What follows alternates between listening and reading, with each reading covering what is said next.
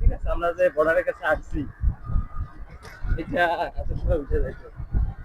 বলো বলো। আপনি কথা বলেন। ওই ভারতের এই নদী কিন্তু ভারতের আরো ওই ধারে ছিল, কিন্তু ভাঙতে ভাঙতে এমন অবস্থায় এসে সবগুলো নদী এসে কি বাংলাদেশের ভিতরে। এই বাংলাদেশের সীমান্ত হচ্ছে হাড়োয়া পর্যন্ত, সেখানে হাড়োয়ার জায়গায় হয়ে গিয়ে হাড়দা।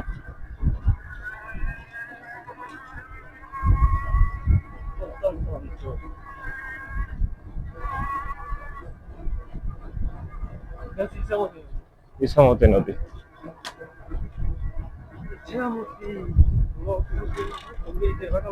সব ইটের ভাটা।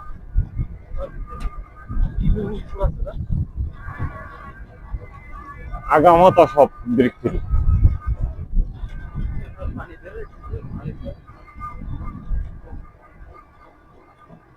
এই নদীতে সবাই রেনু এসেছে 60 মাস।